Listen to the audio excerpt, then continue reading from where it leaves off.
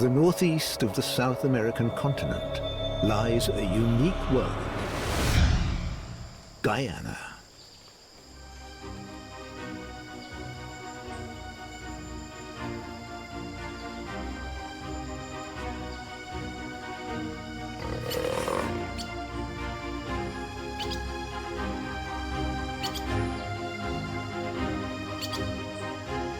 Guyana is a small country with an unrivaled variety of landscapes and wildlife.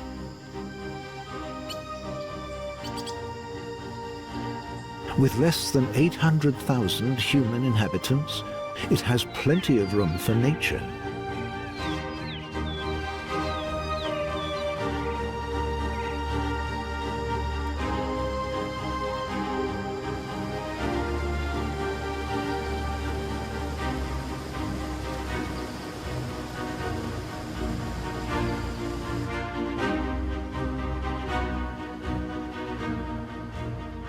Guyana has three very different ecosystems, each with its own flora and fauna. To the southwest lies the broad savanna. To the north, the coast, permanently threatened by the ocean. Between them, seemingly endless rainforest.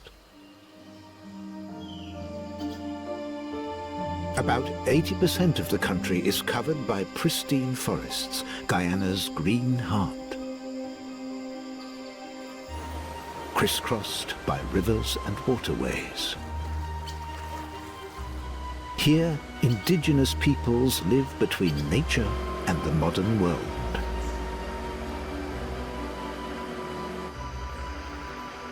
Many indigenous peoples work to protect their environment and secure the homes of the jaguar and the harpy eagle.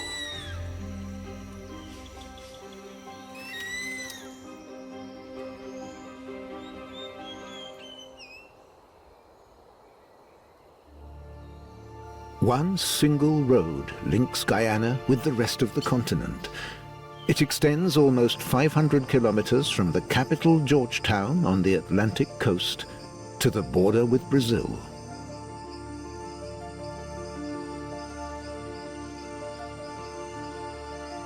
Halfway along, it reaches the Essequibo River.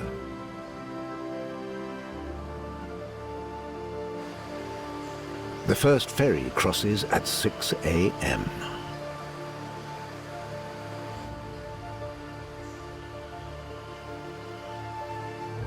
More than 1,000 kilometers long, the Essequibo is one of South America's greatest rivers.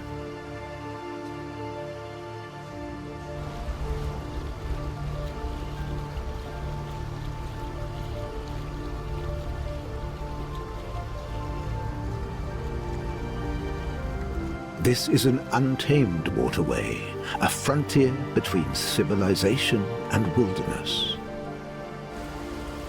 Its many rapids make it almost unnavigable.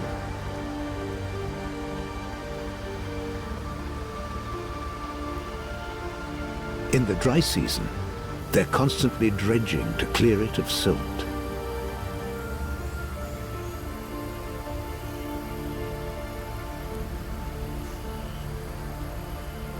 Around 90% of Guyanans live on the coast. Only a few dare to brave the interior. For Guyanans too, this road is the last great adventure. Men from the local villages keep the ferry running. Every driver carries spare wheels and extra fuel tanks on his roof. They're about to enter pristine rainforest. I'm Michael Davis, the head ranger at Iwokrama River Lodge, and I'm from one of the local communities called Toka Village. Micah belongs to the Makushi tribe. Most of the police come from the capital, but the rangers are usually local indigenous people. Together they check out the travelers. Micah is especially on the lookout for poachers. They shoot animals for food.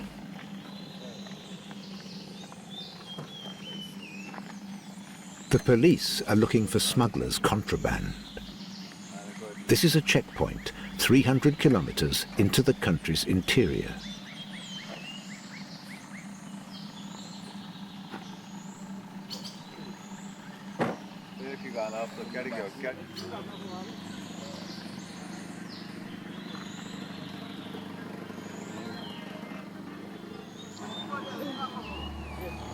On the far side is the Iwokrama protected area. The name means refuge in the Makushi language. It's one of the Earth's last 4 completely pristine regions of rainforest, and one of the oldest protected regions of Guyana. Its 4,000 square kilometers are home to huge numbers of plants and animals. Many are endemic, found nowhere else but in Iwokrama.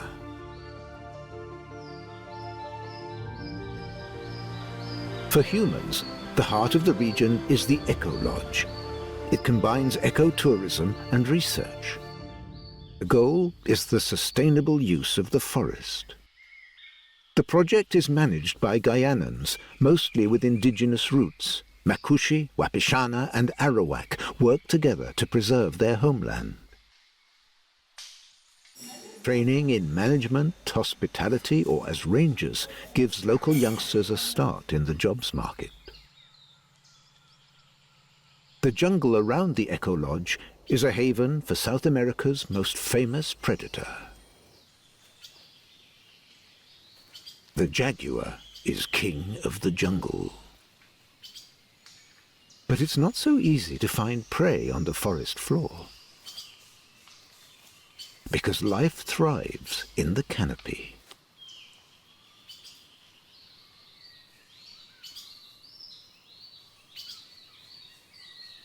Where everything reaches up towards the light,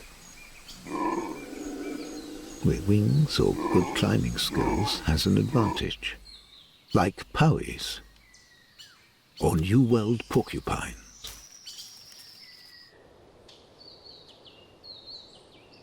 Trees loaded with fruits and flowers may be few and far between.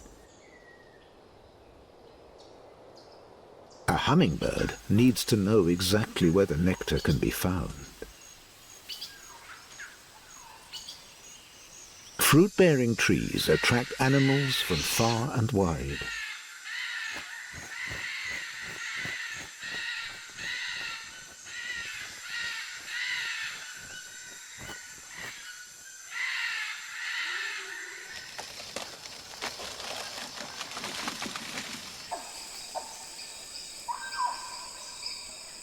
Red-faced spider monkeys swing through the canopy in search of sweet fruit. Their long arms and prehensile tails make them excellent climbers as they follow an older female who knows just where to find the right trees. No human could reach these tasty yellow fruits.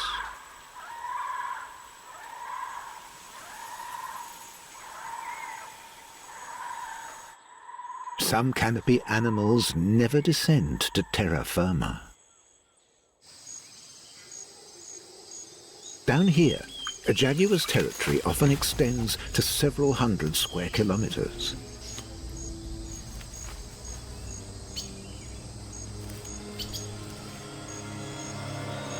He's picked up a scent. Jaguars don't chase their prey, they slink up and strike from cover.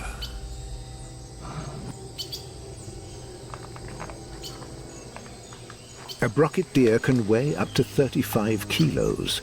This one would feed the jaguar for several days, if he can catch it.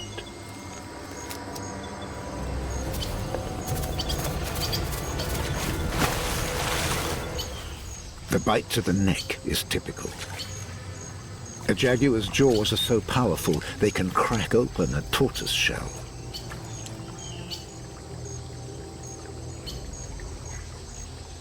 But only 1 in every 3 attacks succeeds. Prey this big is worth all the effort. he'll take it to a safe hiding place.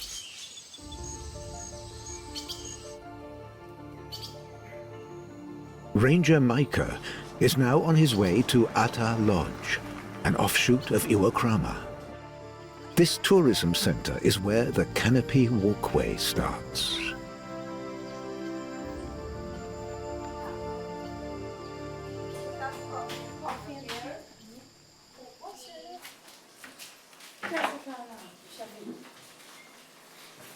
"30 meters up, the suspended walkway passes through the forest canopy. And this is one of our platforms that we normally come in the morning or in the afternoon during the day.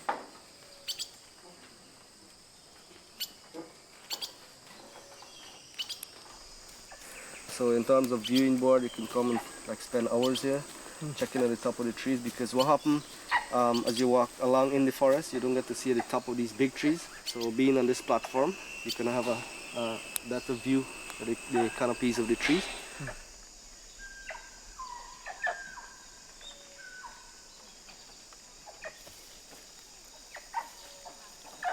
These fruits, when they're fruiting, is the best season to look for monkeys, because they tend to come close around on these trees. You have a better view of the different species of monkeys passing along the canopy of the trees.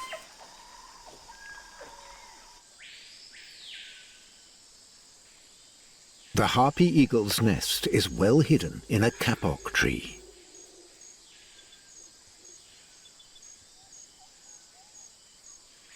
In the first months of an eaglet's life, one of the parents is always close by.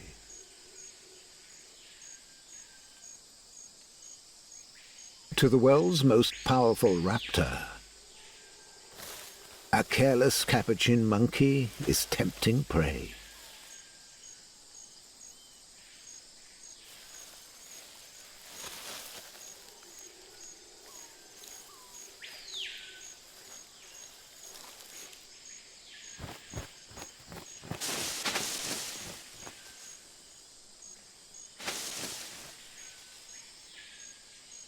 Every 3 days, the eaglet needs several kilos of meat, relying entirely on the hunting skills of its parents. Looking after themselves, their partner, and the chick doubles the workload of each of the adults.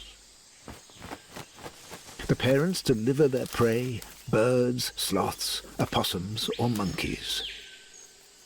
Even in the canopy, the supply is limited.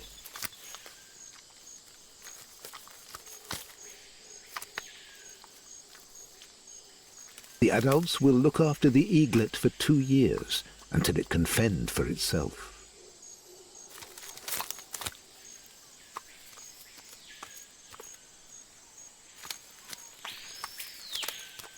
The eagles need big territories. Iwokrama can accommodate just 50 breeding pairs.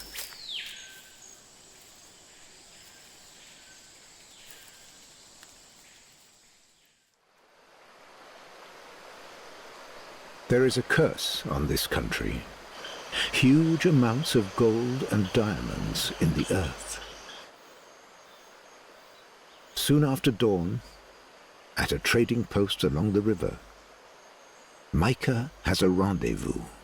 So here we are Chinese landing. This is one of the main entry points for a lot of poachers and illegal activities happening in the Iwokrama Reserve. So this is Chinese landing. So we're waiting on some GGMC officer to join us. I will be heading down the river in Suproni to make a check on where these activities normally happen. The national mine inspectors travel with a police escort. They're on a dangerous mission. With them is Dr. Raquel Thomas Caesar. She's one of the directors of Iwokrama and a nationally known conservationist. This is Chinese landing. We're waiting for GGM. See, this is 7 o'clock, so we got a little time. Okay. Raquel knows this team from earlier missions. The Guyana government issues permits to prospectors, but only for short periods and strictly limited areas. Illegal gold miners are suspected in this area. The joint mission begins. They travel along the borders of Iwokrama to a small tributary, the Sipuruni.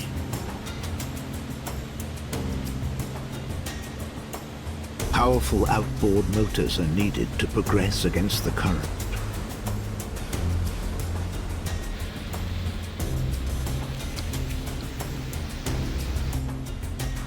They've been on the move for more than half an hour with no real idea of what awaits them.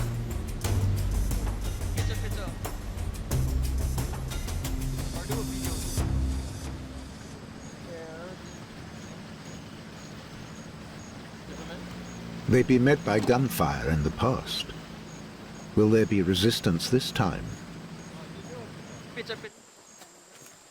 The atmosphere is tense.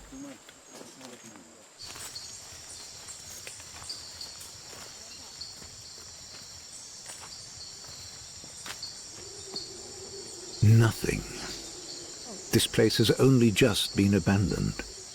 Maybe the gold diggers were warned. We meet now they get landing with this crossover with the pontoon. Oh, so they got a pontoon? Yeah. 4 drums. Ah, now this makes sense. So we will walk up and then we will observe them from the other side where it's the boat.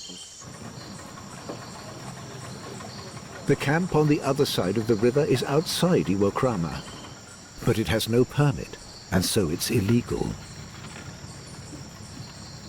They must confront the gold miners.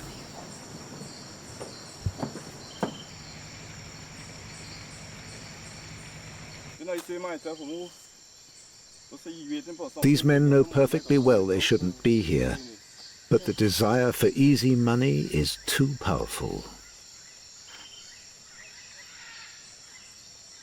What they can do, they can bring in other officers, break down the camps, confiscate equipment and so on.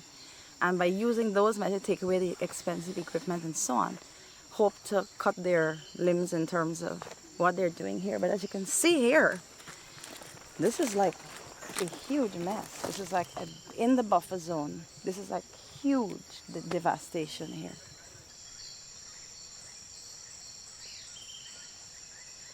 We can't use an aggressive approach because we also don't want to put ourselves at risk. We don't want to put our staff at risk.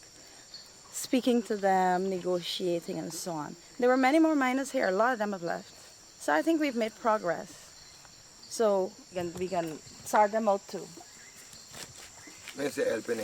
Helping to bring them in. Partners in crime. So we don't even have a boat, so we can't move farther than this bank. I know. Yeah. Anyway, I gotta go. Okay. See y'all later. Have a good day. Nice talking to you. Nice talking to you too. The mission has been only moderately successful.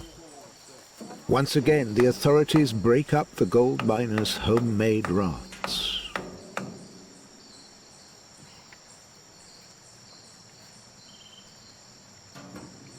By confiscating the barrels, they stop them crossing the river, at least for a while.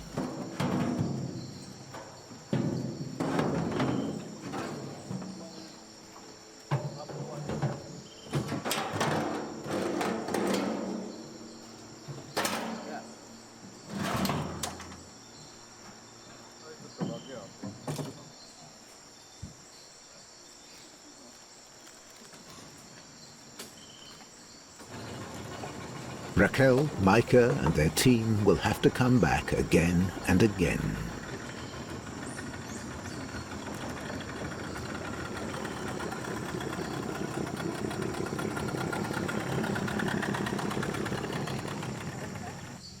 Gold prospecting destroys the humus layer for a long time. Nothing is left behind but barren sand. It'll be years before anything can grow. Rainforest is being destroyed here too, but the traditional slash and burn technique of the indigenous tribes is very different.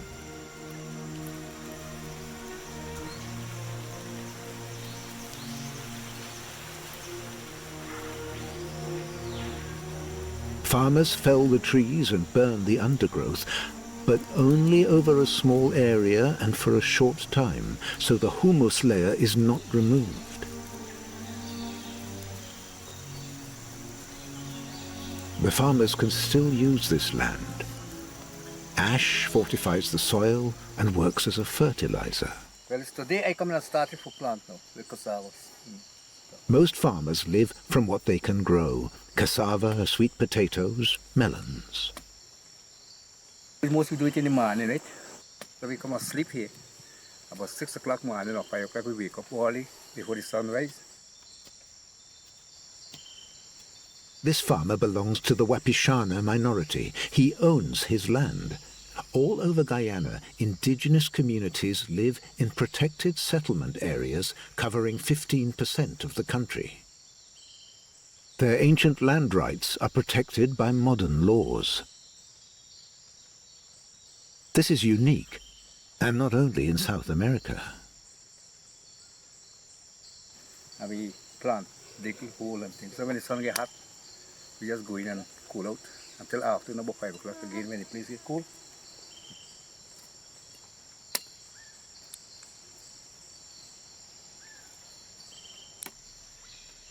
This kind of farming doesn't destroy broad areas of forest, as in other countries. When he gives up this field after a couple of years, the jungle will soon fill the gap. Secondary forest will grow in its place.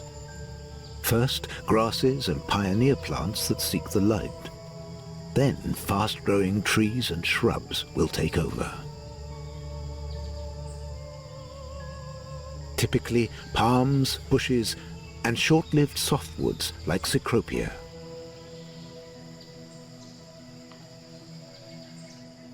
After 3 to 5 years, there'll be no sign there was ever a farm here.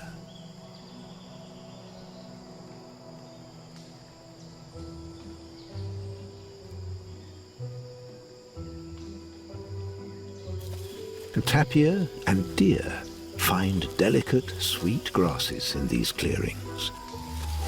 Valuable grazing land in the harsh undergrowth. This is the abundance of the jungle.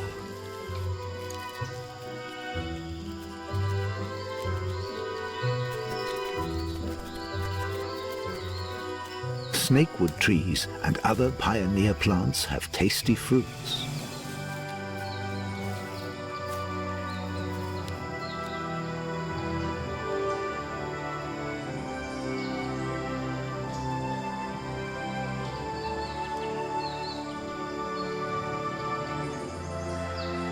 Cecropia leaves are soft and sweet. A mini paradise for sloths.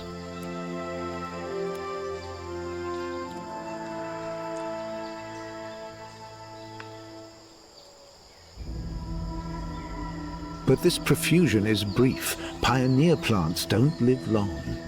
After just a few years, they're ousted by forest giants. The farm has disappeared.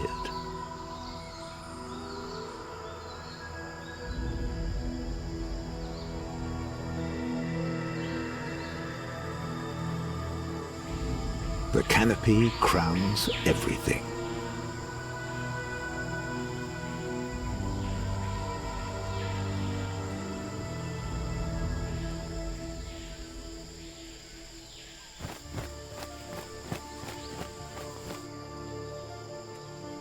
Especially here along the river, it's hard to know how much forest was farmed.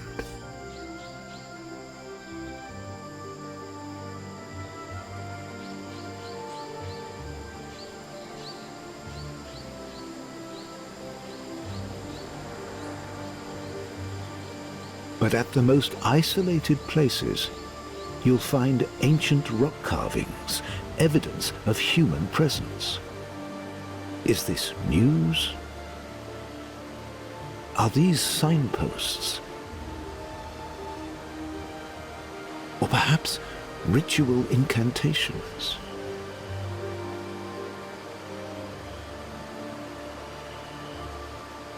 No one knows what these mysterious signs mean, how old they are, or who made them. Archaeologists have found traces of settlements nearby.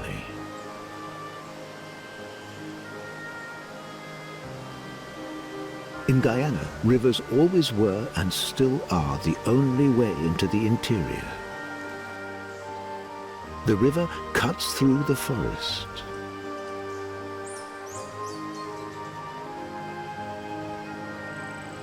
A means of transport.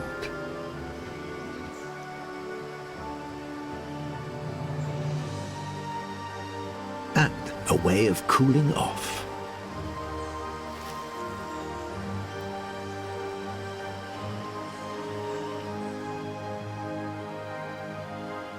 The village of Apoteri lies here, at the confluence of the Essequibo and the Rupununi rivers.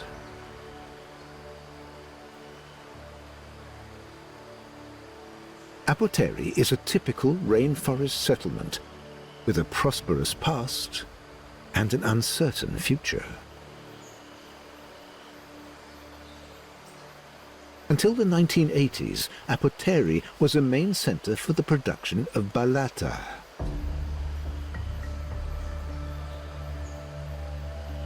Balata is the hardest, less elastic cousin of rubber.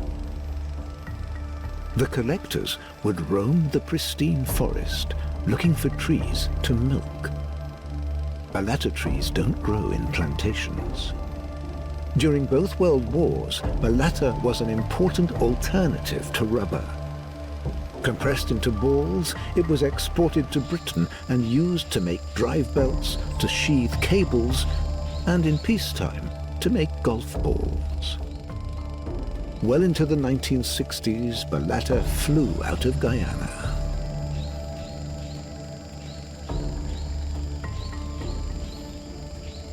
But now it's been replaced by synthetic rubber and is no longer used industrially.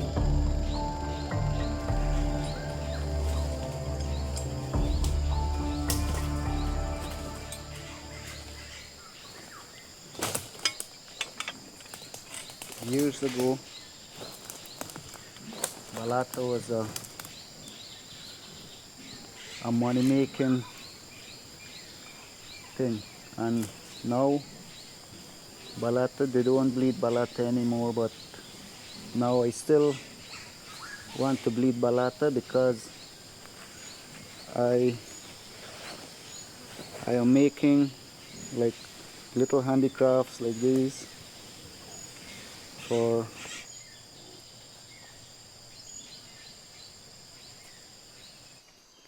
Vivian is one of the few people who still know the techniques of balata production. Balata trees live very long. Their location is passed down from generation to generation. Once, a network of paths led between the trees. There's no real danger in the woods. Jaguars are usually shy of people.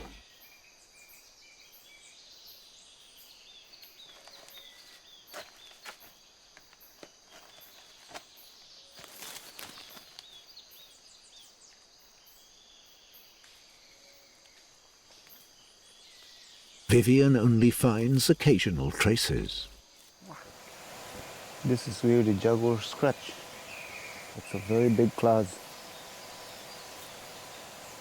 He must be around somewhere. Balata trees grow slowly. They can reach up to 30 meters high, with a diameter of up to 1.3 meters. Oh, he got some nice trees.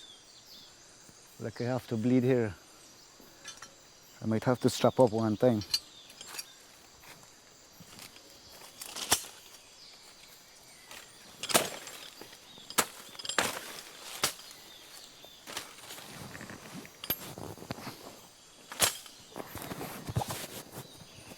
Vivian's equipment is old and primitive, but it works. He inherited it from his father and has changed nothing.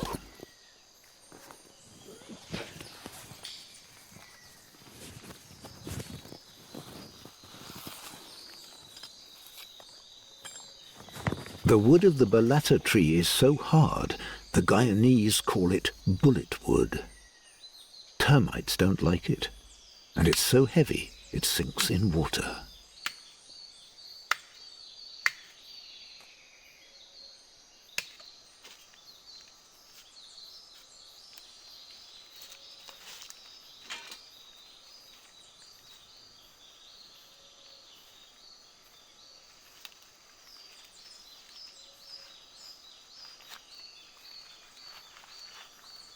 The milky white sap starts to flow as soon as the bark is pierced.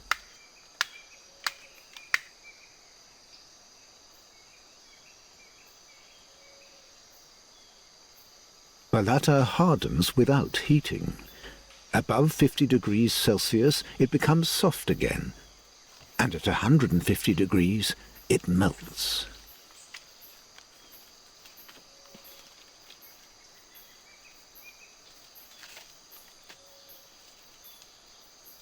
Indigenous Guyanans made drinking cups and jugs from the sap, and they still use it for local arts and crafts.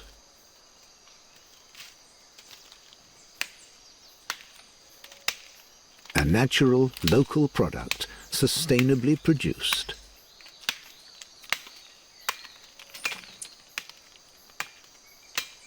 Industrialization has replaced balata with cheaper and more versatile plastics.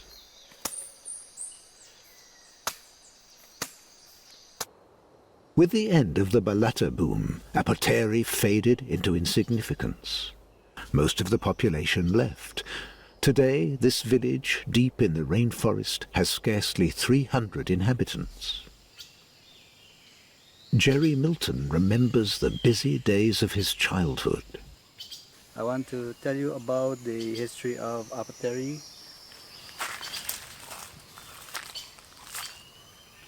Jerry knows where to find traces of the boom days.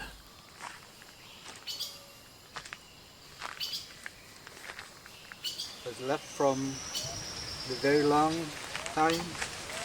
You spin this to press the balata. You put the balata on here, and it spin to press, to compact the balata. This was the old safe, the bank, where they used to store all the money that they make from the balata. So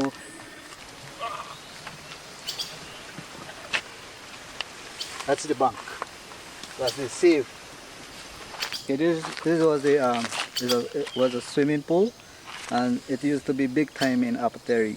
You know, in those days, people used to be here, and they used to come and bathe, you know, with their girlfriends and things like that. Since those days, it has become rather less convenient to visit Apoteri. It takes several hours of travel upriver to get here.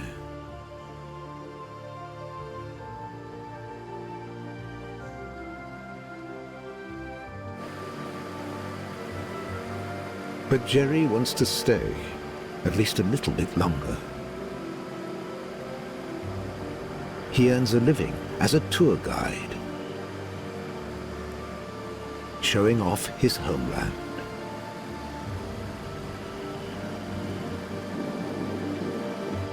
Jerry loves this river and the diversity of its residents.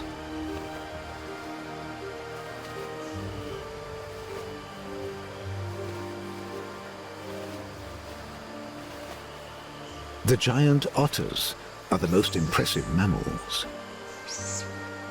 They hunt fish together. The locals call them water dogs. Biologically, they're related to weasels. The Essequibo is ideal hunting territory for them.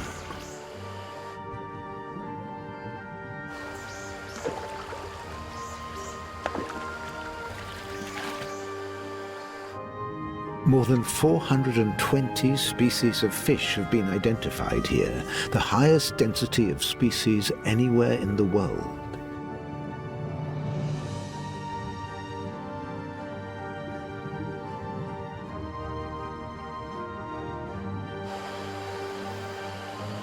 The arapaima hold the local record at 2 meters long, weighing more than 100 kilos. Its favorite prey is piranhas.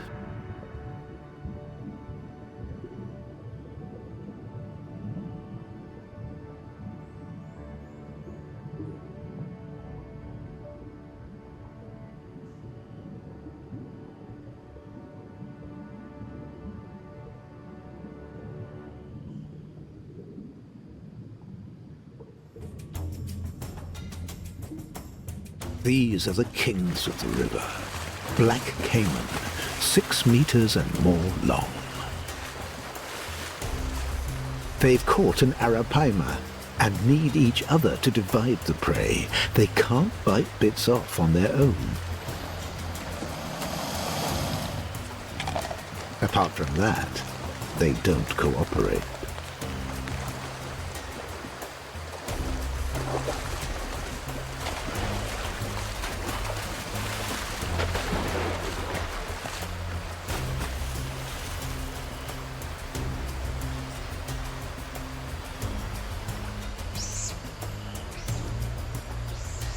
Giant otters are different. The adults and the young stay together for several years. As a family, they're strong. By joining forces, they can drive off any caiman.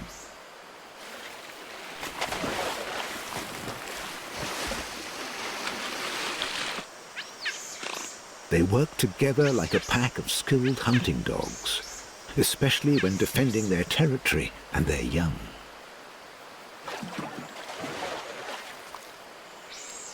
They communicate with more than 20 different calls.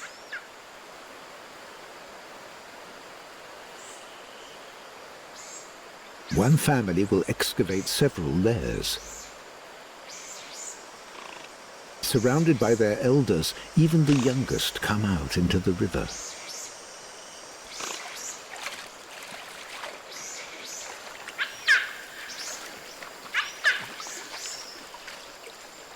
The adults share their prey with the young. The locals' names for them sum up their hunting skills: water dogs, river wolves, and water jaguars.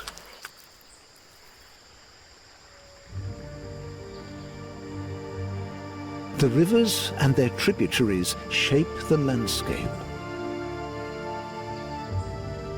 The backwaters are especially rich in species.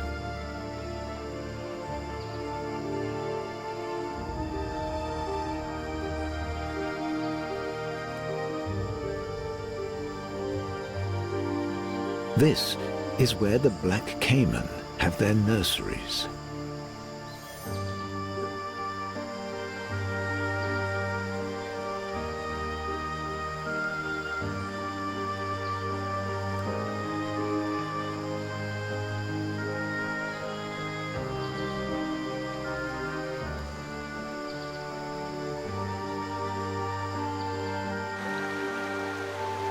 Caiman build their nests on land. The female watches over the unremarkable pile of leaves that hide the eggs.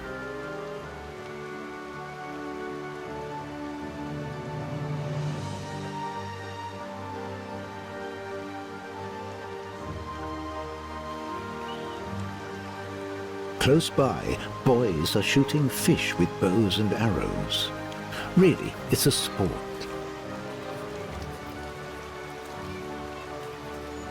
Looks like fun, but the strike rate is low.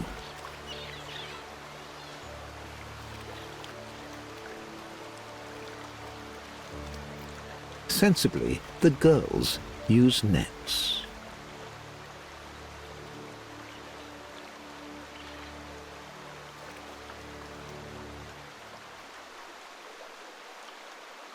Caiman don't like to be so close to people. She leaves her nest momentarily when she hears them. And the capuchin monkey sees its chance.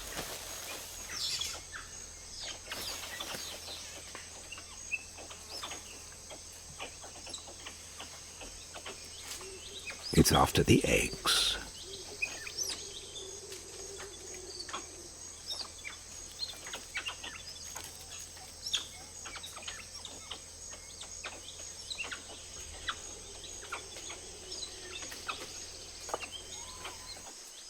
The local people like caiman eggs too.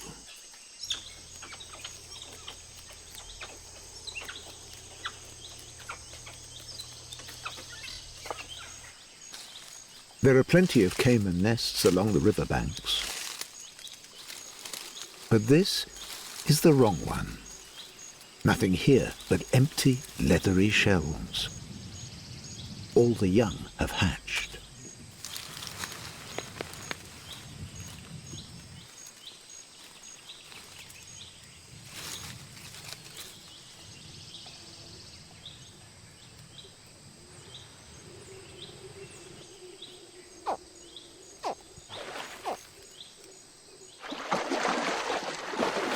Every adult caiman instinctively responds to the call of the young. The threat worked.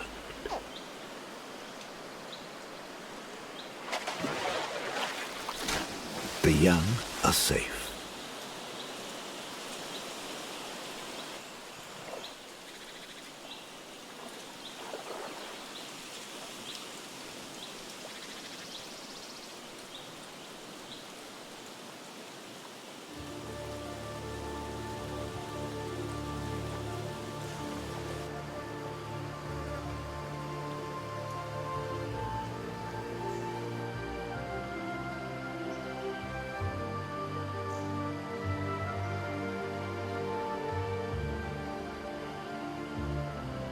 But there's more to the jungle than life on the riverbanks.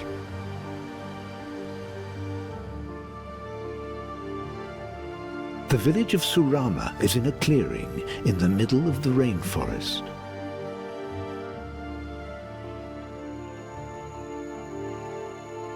It lies beyond stretches of dense forest and savanna. This settlement is known for its good schools and its strong sense of community.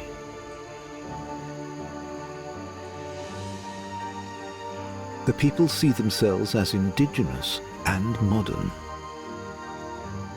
They hold their traditions close. Once a week, all the villagers come together to build. Everyone contributes what they can.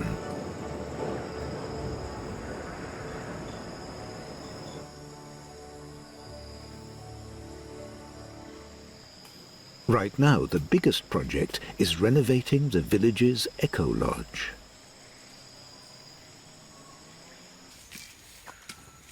No one questions the need to work together for the good of the community. Projects are discussed and agreed in the village council. It's important that the work is fairly distributed.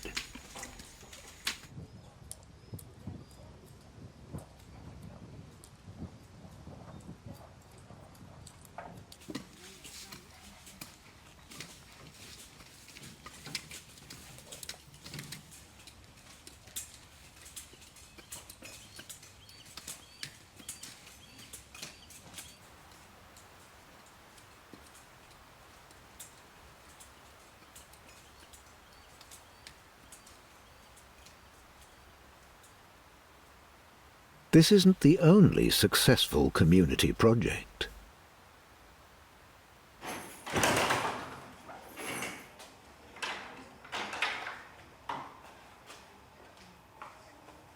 I am Abiola Alikak, age 39, a person who born and grew here in this beautiful community of Surama. I work with the Junior Wildlife Club for the past 21 years, being a coordinator, being a mentor to these students, to the children of my community. So working along with the club is more so of passing on environmental knowledge about what we have and how we can use it in a wise way. And we are able to be doing community-based tourism, selling what we have in a way that we would have less damage to our environment, and there we can earn finance. sit neatly on the floor, we have a plan. And I'm happy that we have a plan.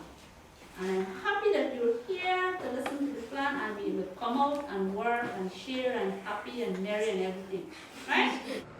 This is one of the Wildlife Club's field trips to the Buru Buru River. So in all, I would like to move on and have the children learning the importance of the environment and how important is the environment to them, so that when they grow up or they become older, they can respect the environment as I try to do, learning from my parents, grandparents, and the fellow community members here in Surama.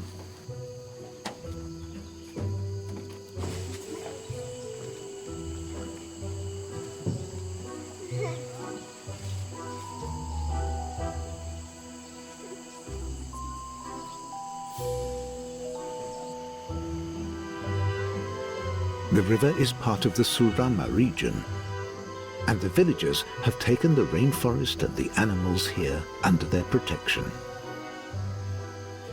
There are no more villages upstream. The community will give no one permission to create a new farm or cut down trees.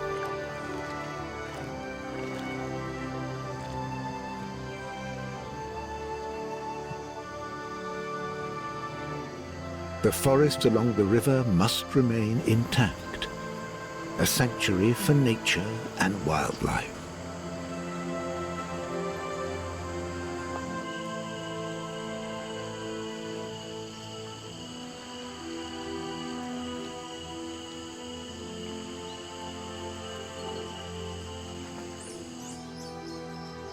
And the forests around Surama are full of life, just waiting to be discovered.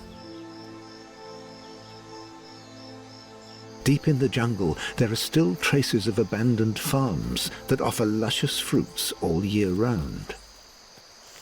They attract plenty of hungry herbivores. Like these kinkajous.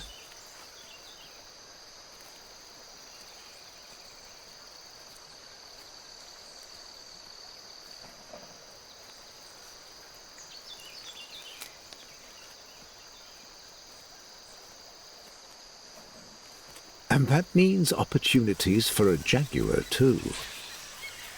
It's after capuchin monkeys.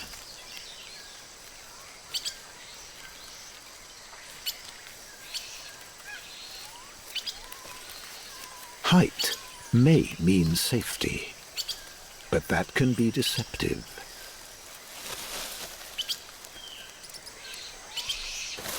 The important thing is to keep moving if you want to escape the jaguar.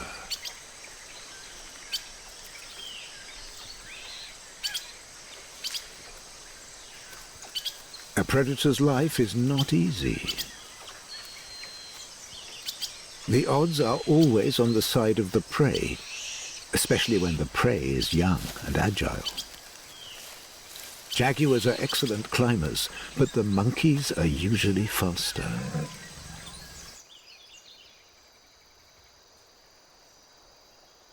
Settlements like Surama, deep in the forest, give predators another choice. Old, ill, or inexperienced jaguars try their luck closer to people.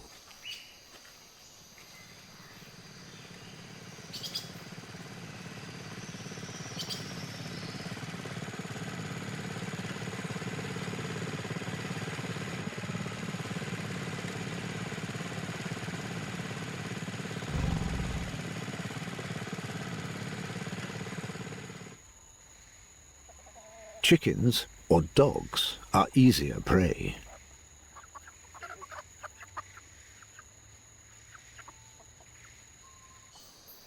But making that choice too often can end fatally for a jaguar, since many farmers are armed.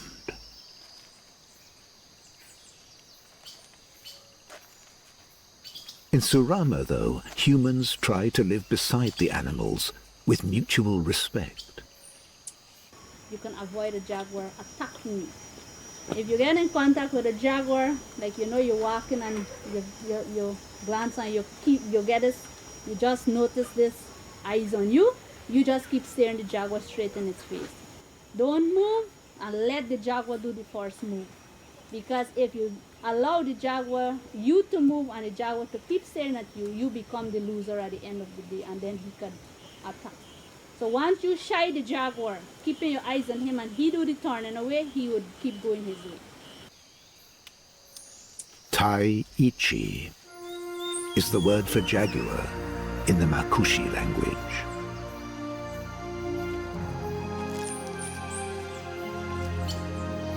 Just as much as the rainforest itself, this big cat is part of the culture and life experience of every Guyanan here in the hinterland.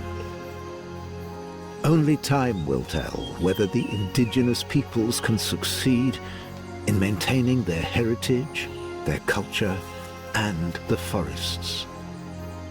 And whether Guyana will remain a homeland for the jaguar.